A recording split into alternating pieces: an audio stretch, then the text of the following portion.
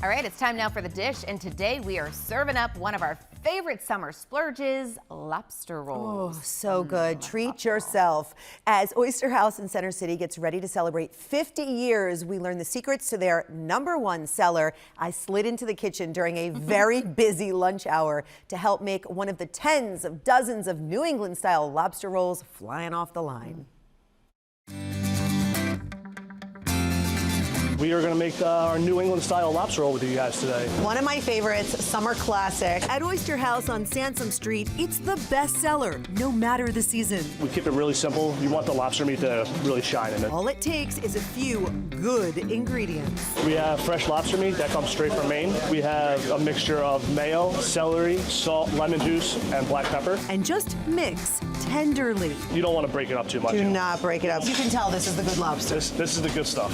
So this is TCK, which is tail, claw, and knuckle. The final step is a split top bun, buttered and toasted. Emphasis on buttered. Very buttery, that's key. So you don't put butter on it, you put butter on the griddle. We put butter on the griddle and then we sear it in the butter. When the lobster meets the bun, think less shove and more showcase. The key for this is you want to keep the lobster roll intact, so you put the lobster meat right in the middle. Okay, go for it. You don't want the meat to like destroy the bun. One last touch. Sprinkle a little chives on it. All right, I got you. Nice. Yeah. Okay, I'm taking mine out to the newly renovated dining room for a chat with Sam Mink. Wow. Wow, wow. Yes.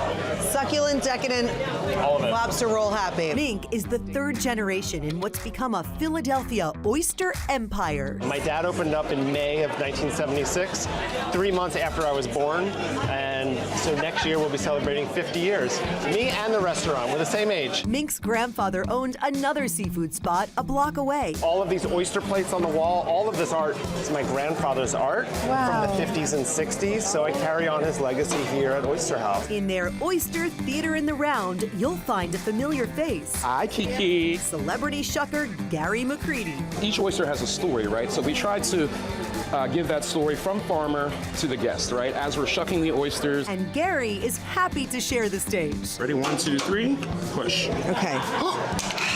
That's your oyster. Look at you. Look at you. Hello. By the end of the month, a second Oyster House is joining the legacy at Philadelphia International Airport. We've never thought about opening up another oyster house in the city, but the opportunity for the airport, where you get tons of tourists and locals going through, seemed like a no-brainer. But first, Cheers.